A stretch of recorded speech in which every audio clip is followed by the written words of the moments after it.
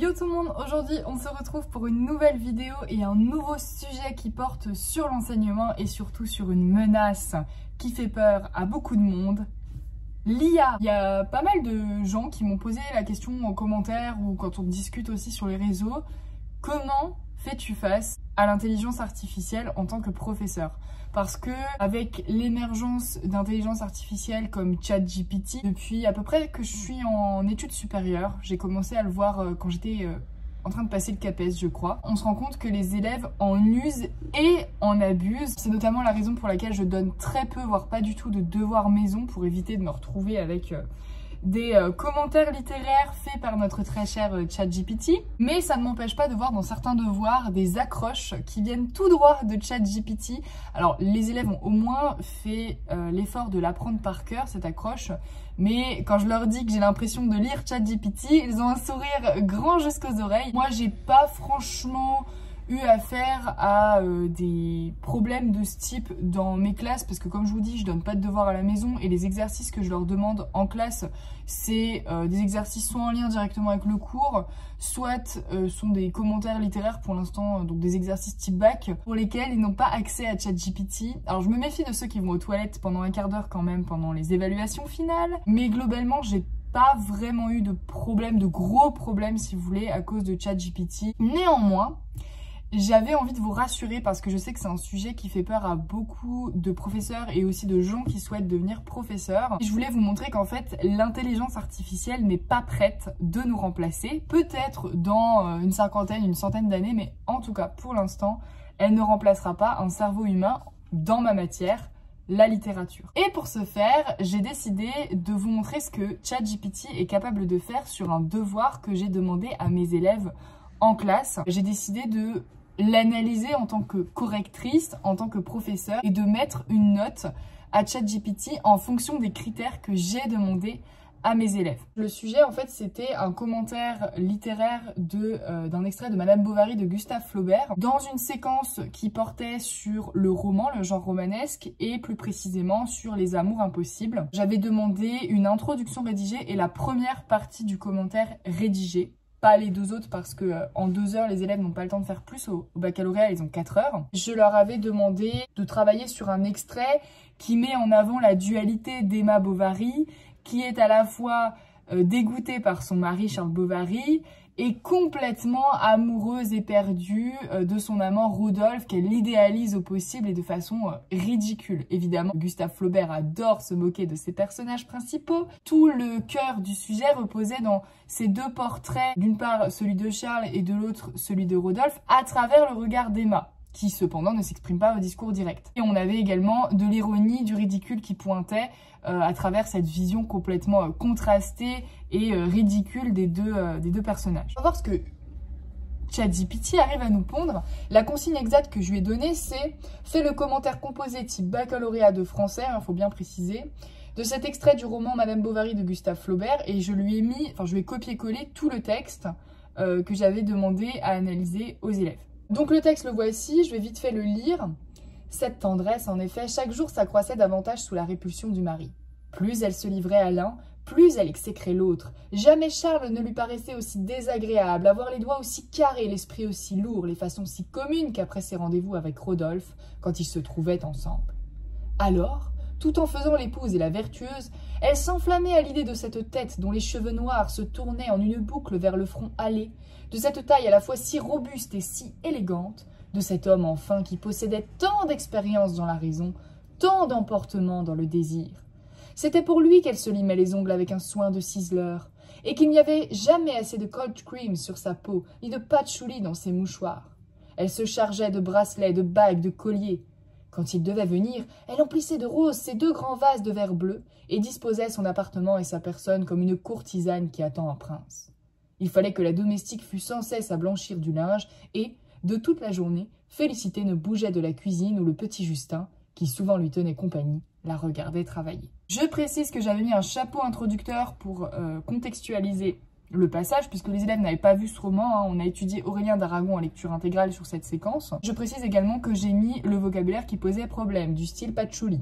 Alors, on va voir ce que ChatGPT nous pond sur cet extrait. On va d'abord passer sur l'introduction. Alors, l'introduction, on voit directement, il y a une petite introduction. Il n'y a pas vraiment de paragraphe distinct. Moi, je demande à mes élèves de faire 3 paragraphes. Donc, un premier paragraphe qui est le plus gros avec accroche, présentation et résumé du texte et caractérisation du texte. Donc, type de texte, registre, genre, thème.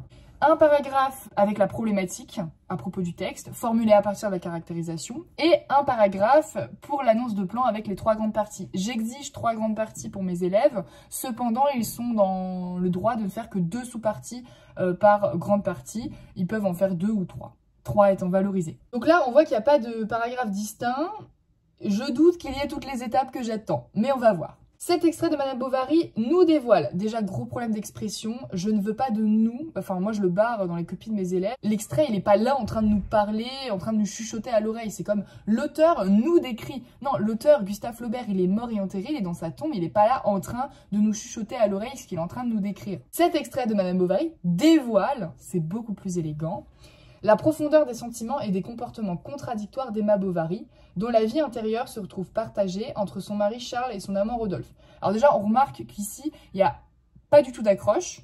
Donc bon, c'est facultatif, mais il n'y a pas d'accroche. Il n'y a pas de présentation de l'auteur ni de la date, hein, il y a juste le titre du roman. Par contre, la présentation, elle est plutôt synthétique et claire, hein, les sentiments et comportements contradictoires, ça c'est bien vu. Emma partagée entre son mari Charles et son amant Rodolphe, ça c'est tout à fait ce qu'il fallait voir. Dans cette analyse, nous observerons comment Flaubert met en lumière l'opposition entre la réalité de son mariage, donc celui d'Emma, et l'illusion romantique qu'elle se forge avec Rodolphe, ainsi que la dégradation de ses relations avec Charles, son mari. Ça, c'est très bonne analyse, assez générale mais très bonne, c'est un beau résumé. Hein.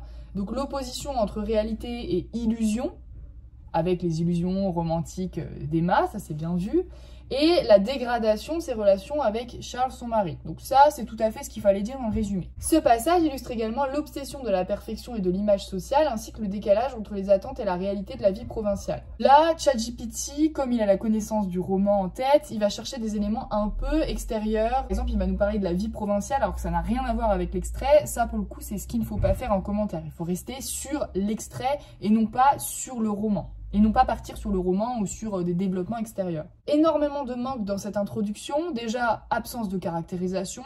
Il n'est pas question, par exemple, de description. Il n'est pas question des registres burlesques, lyriques, parce qu'il y a un emportement lyrique d'Emma, voire peut-être même satirique. De l'ironie surtout. Il n'y a aucune ironie qui est évoquée ici. Le contexte réaliste, pareil, il est complètement passé à la trappe. Bon, les thèmes qui sont évoqués, ça fonctionne. L'obsession de la perfection, image sociale, d'accord. Même si c'est un peu général et qu'il faudrait préciser davantage.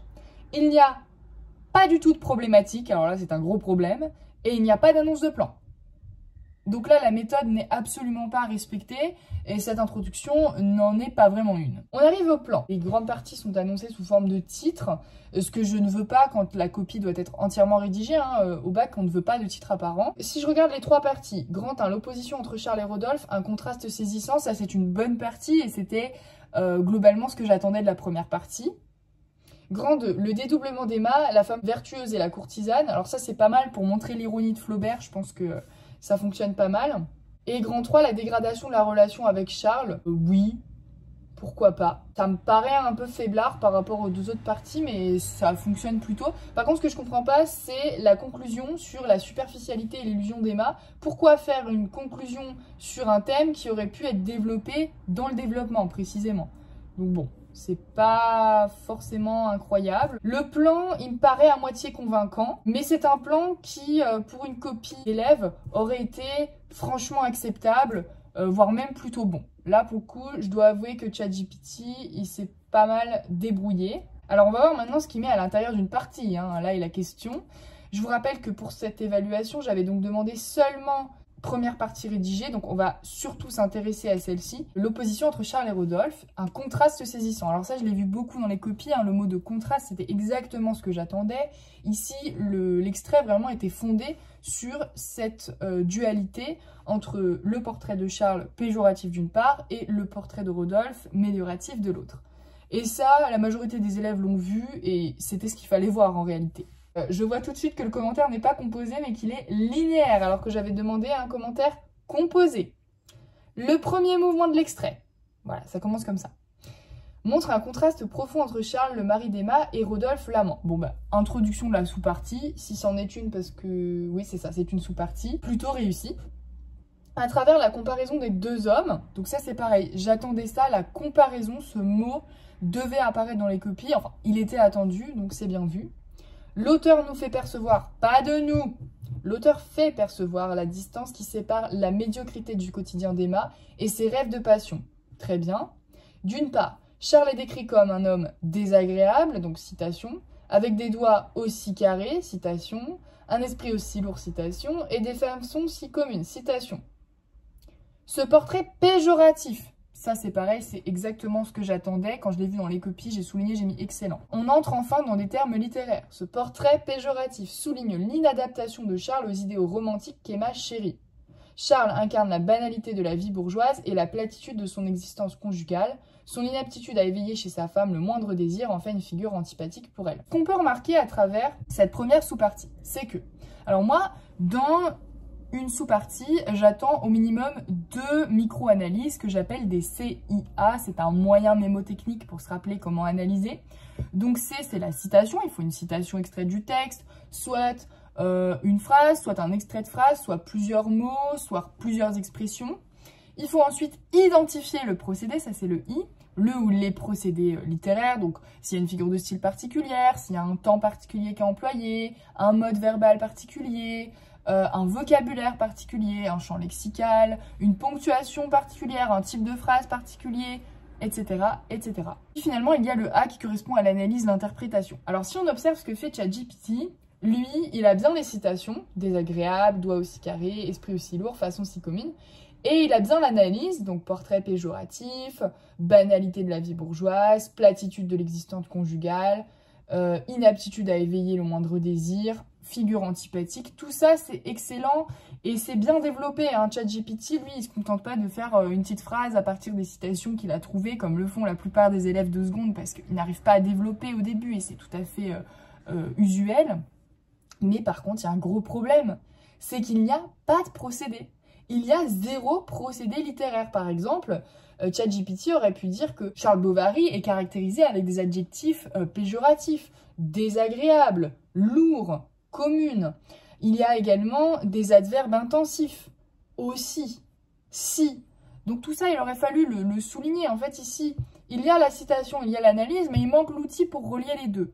Donc, c'est une bonne sous-partie si on enlève l'idée qu'il n'y a pas de procédé.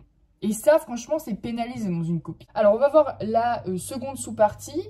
Donc là, ce qui est bien, c'est qu'il y a quand même 2 paragraphes et donc on a au moins 2 sous-parties. Le problème, c'est qu'il n'y a pas de phrase d'annonce de la première partie qui est présentée sous forme de titre. Donc, il aurait fallu rédiger l'opposition entre Charles et Rodolphe, un contraste saisissant.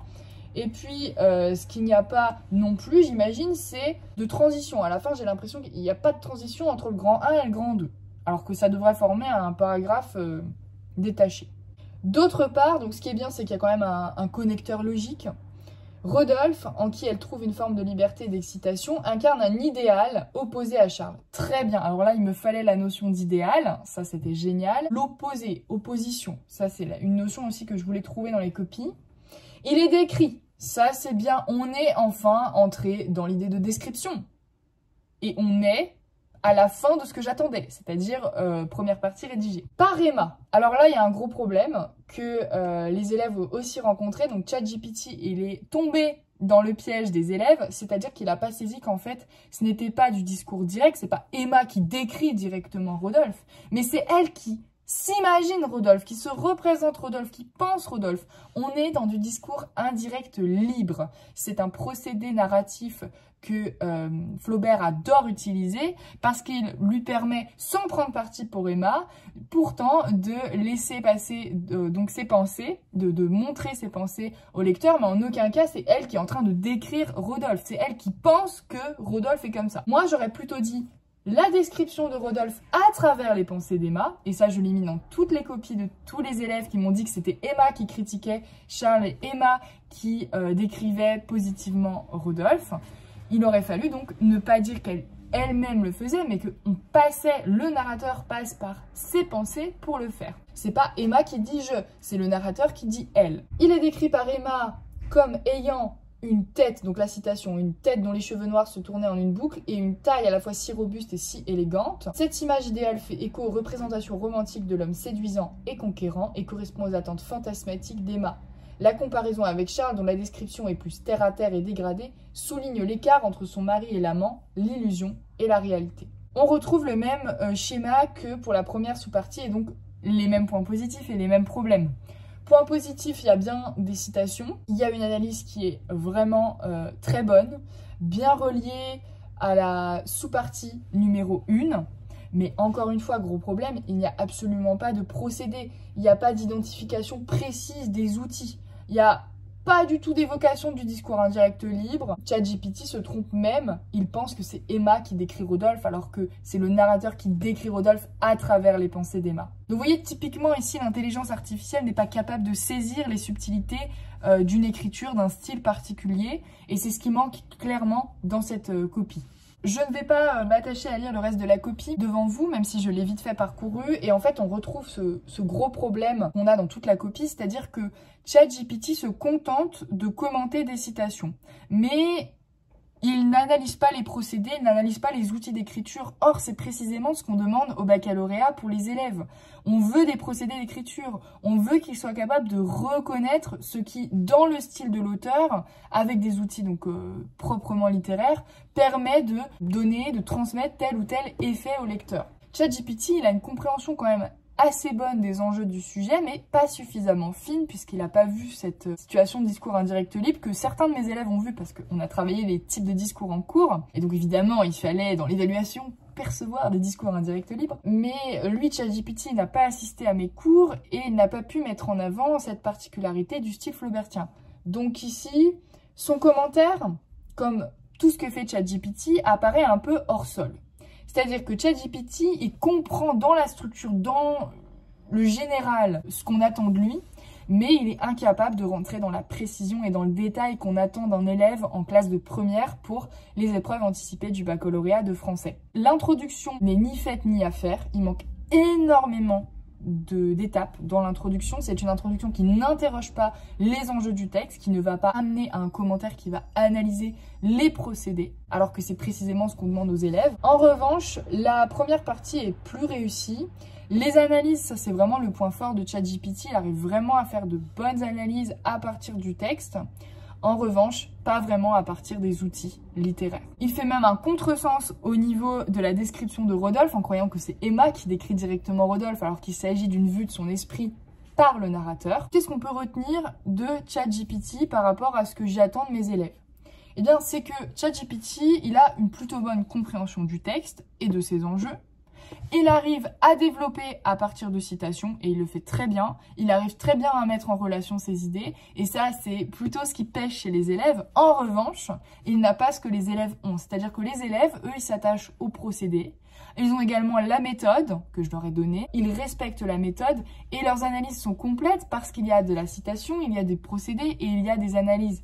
Donc, eux respectent plus ce qui est attendu d'eux le jour du baccalauréat, alors que ChatGPT fait un travail plutôt propre, mais lacunaire. Je vais vous montrer un exemple de sous-partie que j'attendais. C'est pas une sous-partie que mes élèves ont faite, mais bon, ils ont trouvé des choses tout à fait intéressantes. Je vais vous donner la correction maintenant que j'ai donnée aux élèves. Alors encore une fois, c'est une proposition de corriger. Je dis toujours à mes élèves que ce qu'ils ont fait dans leur copie, c'est aussi valable. Évidemment que mon commentaire a des défauts, et évidemment qu'on peut encore faire mieux et que ce n'est pas la seule solution. C'est pas comme en mathématiques où il n'y a qu'une seule solution. Non, là, il y en a plusieurs problématiques possibles, plusieurs plans possibles. Alors, je vous lis mon introduction pour vous montrer la différence avec celle de ChatGPT. Alors déjà, ce qu'on remarque dans mon introduction, c'est que elle est plus épaisse que celle de ChatGPT. Première remarque.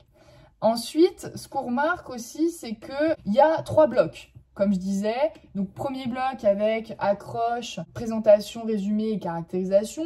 Deuxième bloc avec problématique et troisième bloc avec l'annonce du plan. Accroche.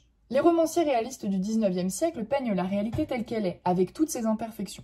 Présentation du texte. Dans Madame Bovary, Gustave Flaubert choisit de représenter la réalité d'un mariage décevant celui d'Emma Bovary, qui voit ses ambitions romanesques brisées par l'absence de délicatesse de son mari, Charles Bovary. J'aborde la caractérisation. Dans cet extrait du chapitre 12, donc je situe aussi un peu plus précisément le passage, le narrateur omniscient confronte le personnage de Charles à celui de Rodolphe, l'amant d'Emma, à travers le regard de la jeune femme. Après une rapide description péjorative du mari, donc type de texte, c'est un portrait élogieux de l'amant, donc encore une fois, type de texte et registre avec l'éloge, qui donne à voir un double mouvement de répulsion et d'attraction envers les deux hommes.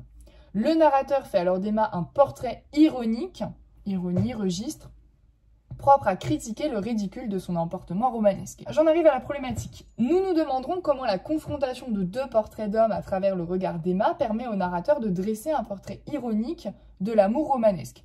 Donc là, je reprends simplement mes éléments de caractérisation et je les formule dans une question qui va interroger les enjeux stylistiques, thématiques et littéraires du texte. On en arrive à l'annonce de plan. Nous montrerons dans un premier temps que cet extrait présente la confrontation de deux portraits d'hommes au travers du regard d'Emma. Donc là, ça correspond peu ou prou à la première partie de ChatGPT. Avant d'étudier dans un deuxième temps le caractère romanesque de la jeune femme, bon là, ça nous éloigne un peu plus de ce que faisait ChatGPT, mais ça reste quand même dans les clous, ce qui nous conduira à analyser ce double portrait comme la critique ironique des illusions de l'amour. Et ça, ChatGPT l'a pas vraiment vu, ou en tout cas, il l'a amené qu'en conclusion. Il me faut dans la grande partie 1, tout d'abord une phrase de présentation, comme vous voyez, et à la fin, il faut une transition, comme vous voyez également. Ça, ChatGPT, il l'a mis à part. Moi, j'ai fait 3 sous-parties. Je vais vous en lire une qui correspond un petit peu à ce que ChatGPT a fait, mais de façon beaucoup moins nette, beaucoup moins précise et en n'évoquant absolument pas de procédé. Cet extrait propose un double portrait, celui du mari, Charles, nommé ligne 2, Charles, et celui de l'amant, Rodolphe, nommé ligne 4, Rodolphe. Les deux personnages sont comparés, comme le disait ChatGPT, à la défaveur de Charles. Le mari est peu attrayant, ce dont témoigne l'antithèse, procédé, entre tendresse et répulsion dans la première phrase de l'extrait. La tendresse éprouvée pour Rodolphe trouve sa source dans le dégoût pour Charles. Les deux sentiments se nourrissent mutuellement. Analyse. Plus Emma aime Rodolphe, plus elle déteste Charles, ce que la tournure comparative, autre procédé, plus elle se livrait à l'un, plus elle exécrait l'autre, ligne 1-2, souligne. Les sentiments d'Emma à l'égard des deux hommes semblent donc suivre une direction opposée. D'une part un mouvement de répulsion et de l'autre un mouvement d'attraction.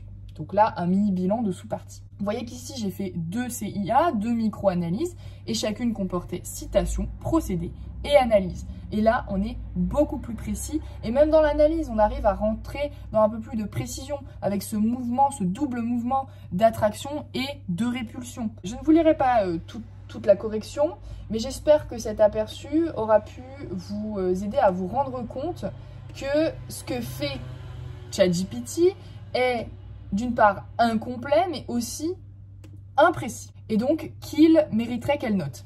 Ça, c'est ce qu'on va voir. Alors, qu'est-ce que je pourrais lui mettre comme note si j'utilise mon barème? Alors, je vais reprendre mon barème. Il y a 3 critères d'évaluation. Il y a tout d'abord un devoir structuré, avec introduction, accroche, présentation du texte, résumé, caractérisation, problématique, annonce de plan, et une première partie rédigée avec une présentation de la partie, au moins 2 sous-parties, comme je le disais, et au moins 2 CIA par sous-partie, donc 2 micro-analyses, avec une transition à la fin de la grande partie. Alors, l'introduction, c'était noté sur 2. L'introduction, moi, je vais mettre 0,5 sur 2, parce que ChatGPT n'est pas capable de respecter toutes les étapes. Il n'y avait pas de problématique, pas d'annonce de plan, pas de caractérisation. 0,5 sur 2, je lui donne quand même le quart des points alors qu'il n'y avait pas le quart de ce que je demandais. Au niveau du développement, il y a 2 sous-parties. Il n'y a pas de phrase de présentation de la première partie, c'est sous forme de titre.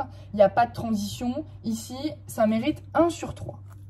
Donc on est sur 5 pour la méthode à 1,5. Tous mes élèves ont eu au-dessus parce que eux ont respecté la méthode. C'est ce qui manque à ChatGPT, c'est la méthode. Alors ensuite, le contenu du devoir est pertinent, développé et argumenté, propos spécifiques au texte, bonne compréhension du texte et de ses enjeux, réponse à la problématique, richesse et variété des analyses, absence de contresens.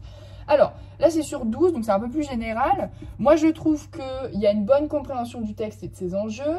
Il y a quand même toutefois un contresens avec cette histoire de description par Emma. Le propos, il est spécifique au texte, mais pas assez précis, il n'y a pas de procédé. Donc richesse et variété des analyses, c'est là que ça pêche un peu. Au moins la moyenne, au moins la moyenne sur 12, il n'y a pas de procédé. Donc on va mettre 6, on va être gentil. Alors on va mettre la moyenne, on va mettre 6 sur 12, mais vraiment s'il y avait eu des procédés, ça aurait été bien meilleur. On en arrive à l'expression. Le devoir est bien rédigé, orthographe et grammaire correcte, expression claire, voire élégante. Alors là, au niveau de l'expression, évidemment c'est parfait au niveau de l'orthographe, de la grammaire. Par contre, il y a ce nous là qui me dérange, donc je vais pas pouvoir mettre 3 sur 3. Je vais mettre 2,5, hein, pour montrer qu'il y a ça qui est un petit peu à régler. Bon, en réalité, si ça avait été une copie d'élève, j'aurais mis 3 sur 3. Mais c'est pour vous montrer qu'au niveau de l'expression, ChatGPT n'est pas non plus parfait. Ça fait 10 sur 20. Et bien, ChatGPT aurait eu tout pile la moyenne sur cette évaluation. Ce qui pêche clairement, c'est la méthode et c'est ce qui est plus réussi chez les élèves. Je pense que j'ai été généreuse sur le contenu du devoir parce que les analyses étaient vraiment développées et bien reliées entre elles, mais il n'y avait pas du tout de procédé, donc je pouvais difficilement mettre plus que 6 sur 12. On arrive sur un 10 sur 20. Alors pour vous dire, mon échelle de notes sur cette évaluation, elle est de 8 à 16. Donc mes élèves ont globalement mieux réussi que ChatGPT, hein, puisque la moyenne était à 11,5 sur ce devoir. Donc ChatGPT est en dessus de la moyenne. ChatGPT est loin de remplacer non seulement nos élèves, mais nous-mêmes en tant que professeurs. Je note, je le dis, hein, je dis toujours à mes secondes, critère bac. C'est-à-dire que mes notes que je mets en seconde, c'est comme si c'était le jour du baccalauréat. Donc s'ils ont 8 en seconde, ils vont s'améliorer nécessairement d'ici la première et ils auront peut-être entre 10 et 15 le jour du bac, ceux qui ont 8. Et puis ceux qui ont 16, ils peuvent encore s'améliorer. Bon, voilà globalement ce que j'avais à dire sur notre ami ChatGPT, qui n'est pas toujours véritablement notre ami. Je pense que c'est un bon outil pour tout ce qui est préparation de travaux, pour tout ce qui est information dont on a besoin rapidement, pour discuter, avoir un psychologue si on veut aussi à nos heures perdues. Mais ChatGPT ne nous remplacera pas. Du moins pas tout de suite, parce que je ne sais pas ce qui va se passer après. Mais pour l'instant, rassurez-vous, ChatGPT ne nous remplacera pas. Alors ça fait peut-être peur à certains de se dire que ChatGPT aurait eu la moyenne sur ce devoir, mais encore une fois, j'ai été généreuse. Et avoir la moyenne sur ce devoir, c'est quand même avoir moins que la majorité de mes élèves. Voilà, j'espère que cette vidéo vous aura plu. N'hésitez pas à me faire parvenir vous aussi vos réflexions à propos de l'IA en commentaire. Quant à moi, je vous dis à très vite dans une prochaine vidéo.